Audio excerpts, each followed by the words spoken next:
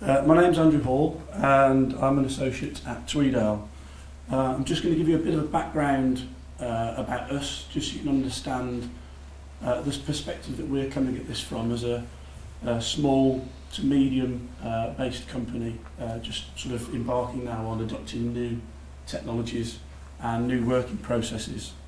So we're an architectural, town planning and project management based company based in Wolverhampton. We work in a variety of sectors on a wide range of project values. These range from small-scale refurbishments, including some recent work we've done with the University of Wolverhampton on their student union, which is pointed to work. No, it's one of the images on there at the bottom left. Right the way through to large-scale multi-million-pound infrastructure work such as the Birmingham intermodal freight terminal. I've been at Tweedale for 14 years, and during the past 4 to 5 years I've gone from a sort of commercial basis to working more extensively within higher education and healthcare sectors. We've got a long-standing relationship with the University of Wolverhampton, and we've been part of their framework for delivering projects for the past 6 years. We're proud of our association with our local university and to be part of such a significant project within our city centre. I've got 2 apologies to make. I've been asked to talk to you, I was invited to talk to you today about the benefits of BIM in the design process, and I am going to do that. You're going to have to forgive me if I deviate that from that a little bit, because a lot of what I want to get across is about the BIM journey, and as well as the benefits of BIM in the design process, talking about the journey in the hope that some of our findings can be utilised as lessons learnt, hence the change to the original title included on this slide. And the other one is my voice, so hopefully you can put up with that for the next sort of half an hour. Unexpectedly I developed a sore throat, which is poor timing. So, why BIM for Tweedale? For a long time it's been rare to open a journal without there being an article on BIM. It's been rare to attend a networking event without people saying, so where are you at with BIM? And it's fair to say that BIM's been on the agenda for us as a practice for quite a while, but for a long time it's sort of been on the horizon. Paul mentioned the government directives earlier, and with that in mind we knew that it was something that we were ultimately going to end up having to tackle, but at what point we dipped our toe in the water sort of was dependent on a number of factors.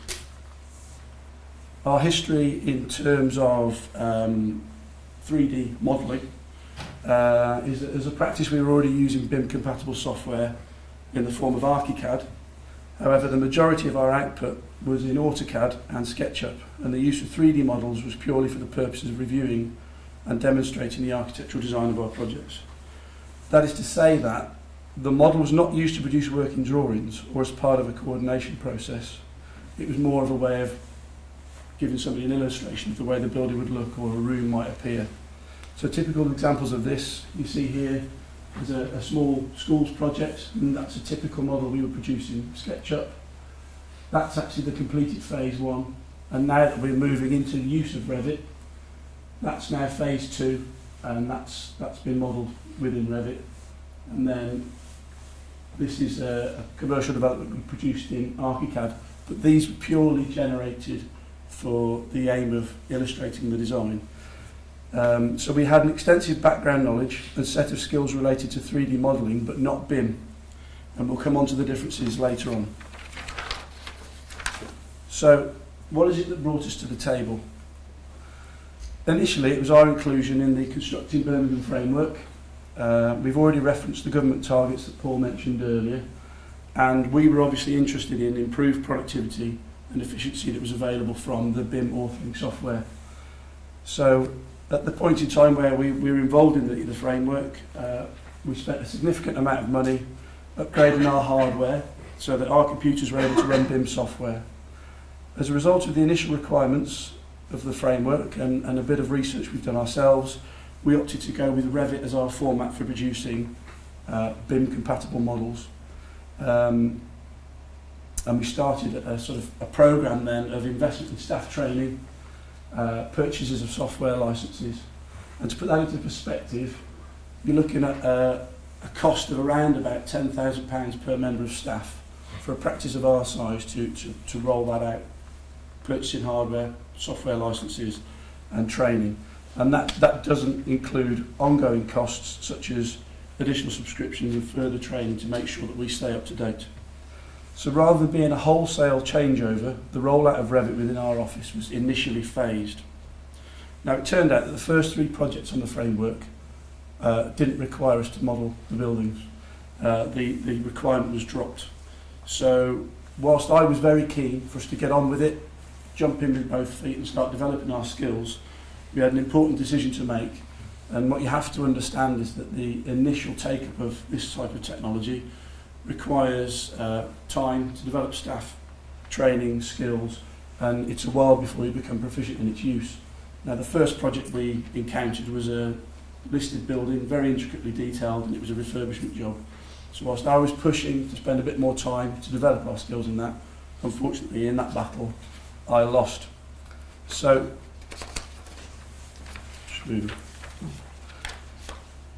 in spring 2013 we were asked to look at the new Science Centre project with Keir for the University of Wolverhampton. Now, having prepared proposals for this building in the past, we were obviously very keen to be involved, and fortunately for me, when we looked at the documents, this project also contained a very important box to tick. As part of the tender, the university had included a BIM protocol within the documentation that required the production of information in Revit and outlined their requirements for the delivery of a BIM model. So it is fair to say that whilst we had the technology and were starting to develop the capability, the real catalyst for our journey into BIM was the project we're presenting here today.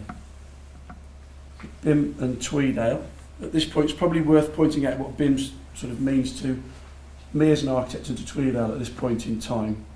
You'll all have your own ideas on BIM and what it means to you, and that's probably the reason that a lot of you are here today. You might be formulating those ideas. So from our perspective, we've talked a lot about investment in BIM, and that essentially that is the purchase of hardware, software, staff training in the use of Revit. However, in our experience, Revit comes out of the box with almost nothing you will need to produce the production information and model geometry on the type of project where BIM is currently a requirement. What does that mean? The investment needed to develop templates, types, parametric families with parameters and naming conventions in accordance with current standards is not insignificant. I was very interested to hear James's parting shot about magic buttons this morning, and I have to say I was definitely nodding in agreement with that. A lot of investment on our part in terms of time has had to go into developing our working methods, our templates. Paul may discuss with you lessons learnt later on in the presentation, and one may be to the clarification at the bottom of this slide. A 3D model produced in BIM-compatible software is not a BIM model by default. It is important to note that BIM isn't Revit and Revit isn't BIM. If you ask a question, do you do BIM?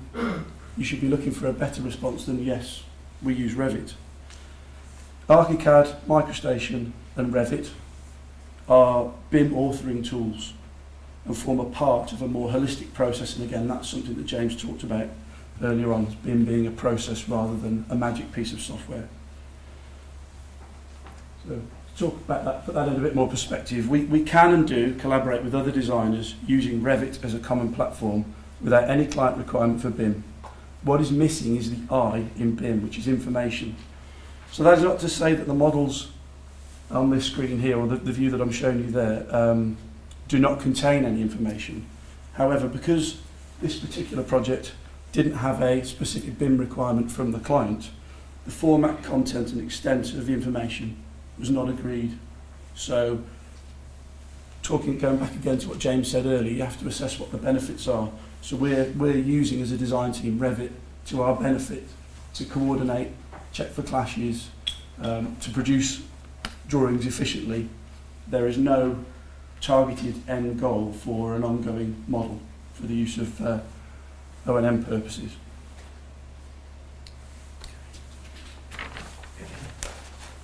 So you can see on there's an image of typical clash detection, bracing the door, generating schedules. So the model does contain information, but it's generated and used to our benefit, which is primarily to keep the contractor moving on site, to provide him with the information he needs to deliver the project.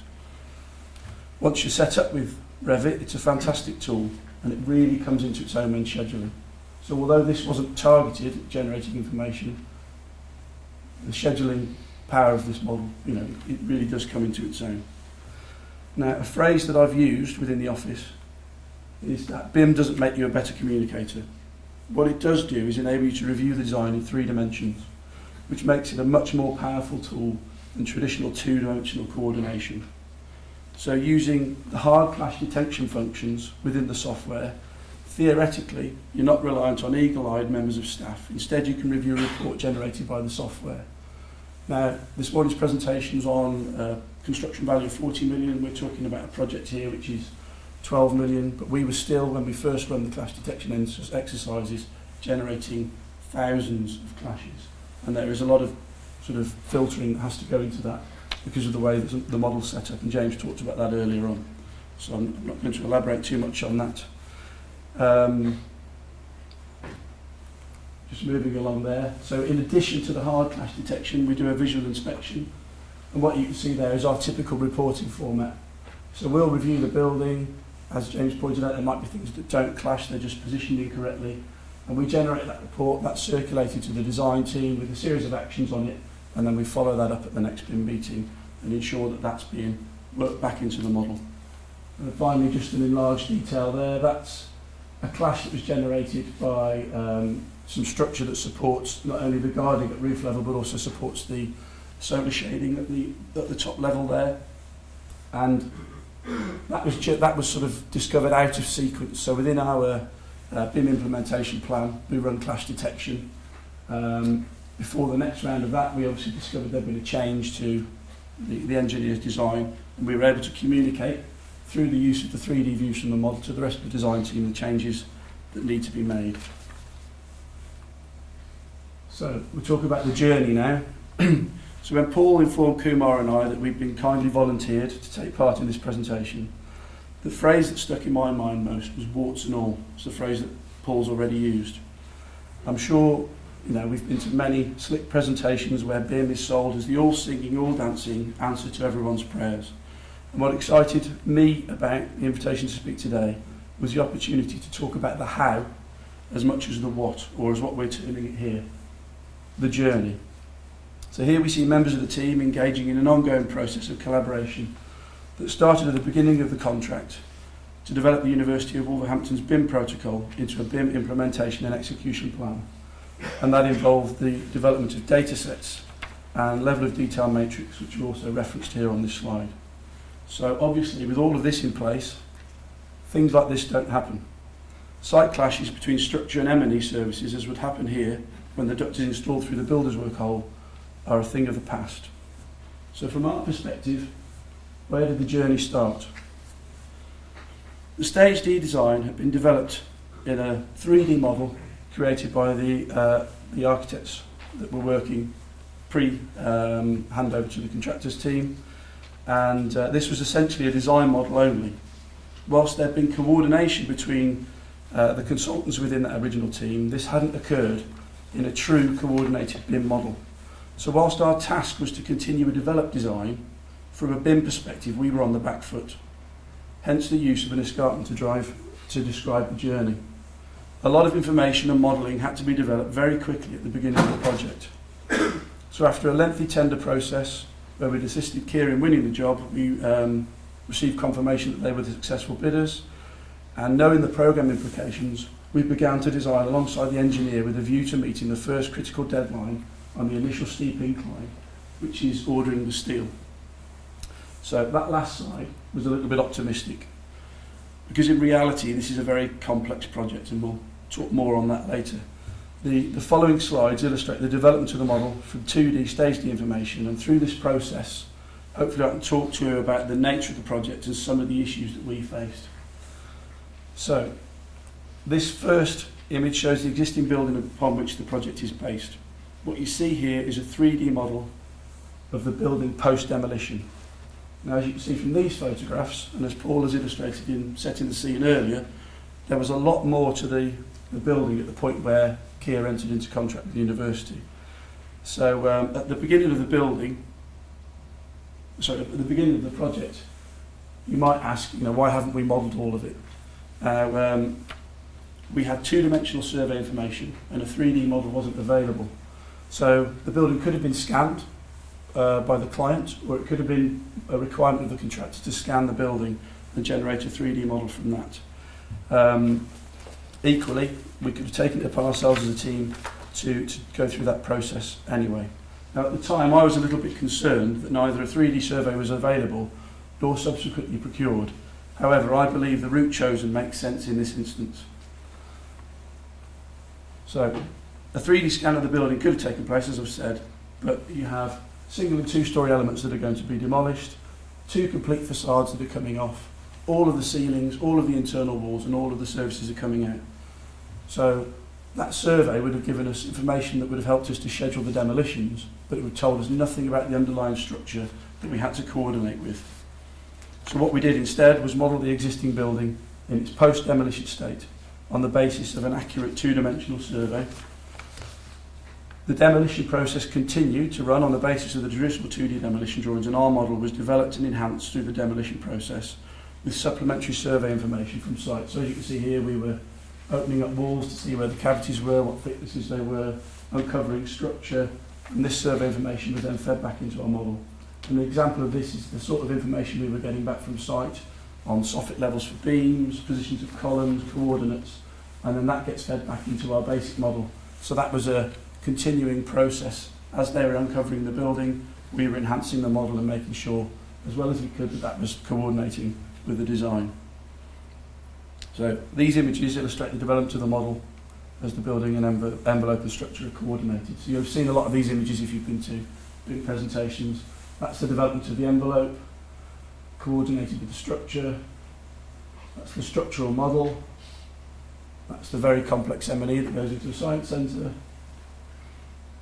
That's the coordinated model between structures and M&E, and that's our completed model. And then, as a way of sort of highlighting the complexity of that, there's the cutaway section. Right, I have to admit I've misrepresented the journey a little bit, and hopefully you'll remember the earlier slides showing the escarpment. So another sort of landscape landmark, some of you may recognise, is the Wrekin. Now that's subject to a local phrase, which is to go around the Wrekin, which is basically to take a circuitous route, go the long way around. So why is that on the screen? At the beginning of the presentation, Paul outlined the university's aspirations for the project, and Kumar will talk more about the protocols and the procedures that we followed along the way to achieve them. What I'm talking about is the journey, and the first way I thought of describing this was a route map. The idea being that the direct or ideal route is a straight line, and this is achieved through the BIM process. The difficulty is, and this is the difficulty we faced, some consultants and a lot of subcontractors are not on the BIM path from day one, and in many cases for subcontractors and suppliers, not at all. This is a reality we've had to deal with, and these are the issues we've had to overcome. As an example, at the very early stages of the design, bearing in mind the programme requirement to order steel, which was actually within, I think it was 5 weeks of the initial appointment, we had to sort of develop them in 2 dimensions whilst we were developing the model at the same time.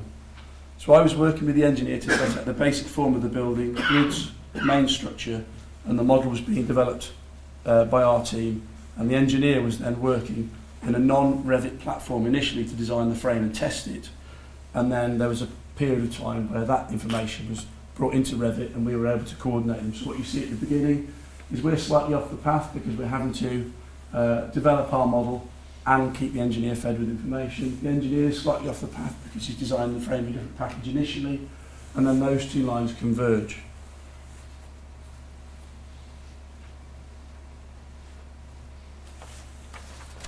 At the bottom you'll also note that some routes never connect with the BIM path, or at least not directly. Subcontractor packages such as the curtain walling, cladding and roofing were still designed in traditional 2D methods, but the control and geometry was generated from our model, and then once we've been through the process of designing and coordinating that, that was then fed back into our model to ensure that clashes and geometry were all sort of clashes were eliminated and everything was coordinated correctly. Now the task of completing this diagram is very complicated. If you take into account all of the consultants, all of the subcontractors, the processes we had to go through in terms of planning consultation and user consultation, what you actually end up with is something that looks a little bit more like this. So this is a diagram of the Thames Valley, and the idea behind this slide is that the journey begins at the origin of the river, and other streams of information build up and feed into the system as it develops. This is particularly poignant in relation to the BIM journey we've experienced in construction, because the river never stops. In order to meet the completion date, the building process is relentless, and we as a design team need to manage the complex streams of information to keep that river flowing. So here we see another typical sort of BIM image. We saw one similarly earlier on, and this shows how the roof plant has been coordinated to be accommodated. It accommodates all of the plant needed for this complex building. And through the power of having that available, I was able to demonstrate to the planners that it's screened adequately from the vistas along Stafford Street. You can't see the plant. And where we did have issues with exhaust flues that were issues that we couldn't avoid, we agreed a strategy for screening. Now that's a great benefit from a coordinated model. Unfortunately, a lot of that plant was supposed to go there. In fact, at the point we discovered that some of that plant wouldn't fit there, the steel was about to be delivered to site. So we went through a process of checking the design and a brief period of testing, and we demonstrated there really was an issue. We had to move the plant to the roof. So a frantic few weeks for our team, some tense but well-mannered client-contractor meetings, a significant amount of work for the M&E subcontractors design team, and a planning application and an approval later, the issue was resolved. Hence the Reekin reference earlier. We did, however, have to build some flexibility in terms of riser locations to keep that steelwork fabrication process progressing so that we didn't halt the deliveries to site.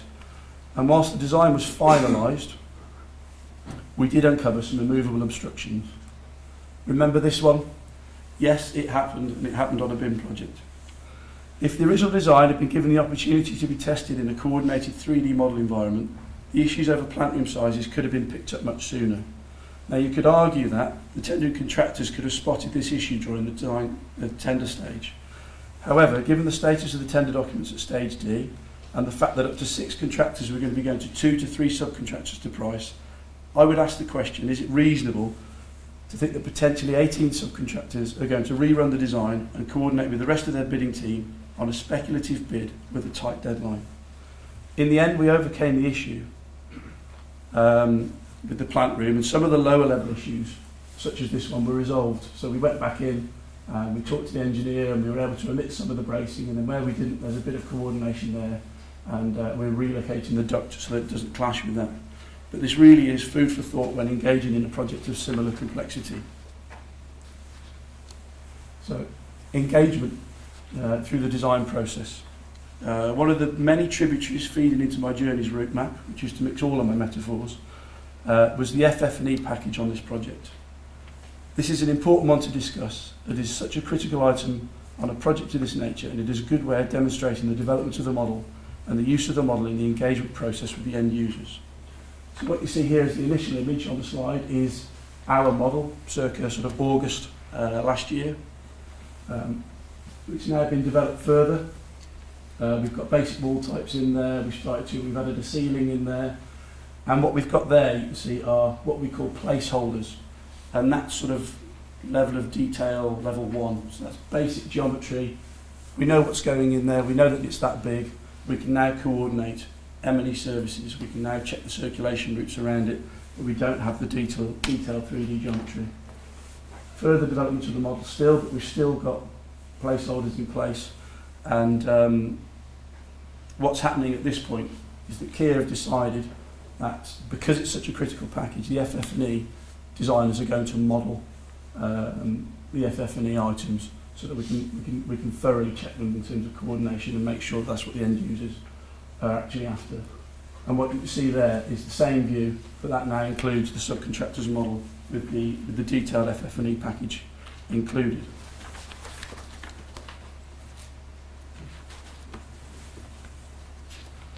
Now, I mentioned earlier we were sort of working with placeholder geometry in this process. And there was a lot of work in the background where we were still engaging with the end users. Requirements were changing slightly. We've got lots of coordination issues where we've got legacy equipment coming across, purchase of new equipment for the science department, and decisions had to be made on colours. So what we did was we got the subcontractor to model one typical island unit, and this sort of illustrates the way that the model can be used to illustrate the decision-making process, alongside more traditional sort of finishes boards that you'll review. So you've got this aid to the visualisation of that space to be able to make those selections. And what that did is it enabled the subcontractor to reserve sufficient materials so that whilst the detail was being ironed out, they could get on and they weren't going to be putting the delivery of those items at risk. Now, in addition to the static model, and this is where the technology fails me a little bit, you can view the model in the Navisworks environment. That's something that's been discussed before. And what we can do is set up a number of walkthroughs in that environment. And these have been used to present the scheme to various groups. If you just bear with me a second, I'll tab across to show you that.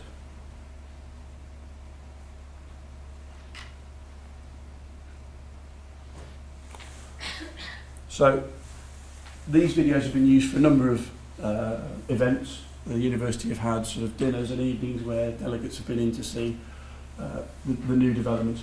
But more importantly, it's been used to help the end users visualise the space. So these were initially presented to the faculty staff so they could understand how the rooms were being laid out. We produced one of these for the entrance and the reception area. This is the first floor laboratory, so we're moving through the teaching space. Shortly we'll be going out into the lobby area and you'll see the project laboratories. There's a couple of glitches in this, unfortunately, again, minor issues with technology. We've created a thing called hotspots in Navisworks so that when you approach a door it will open. You then export the video and they don't open.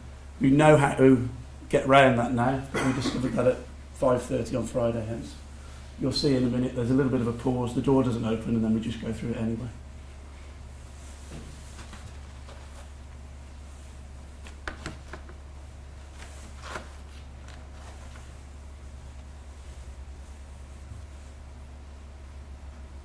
Probably won't let this run all the way through, but just gives you a flavour of what we were able to present to the end user. So we're now going across to the project laboratories.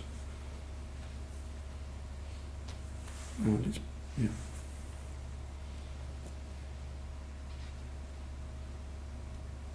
There's a small meeting space that can be used there, and then we go through into the project labs, and I think I'll just pause it there.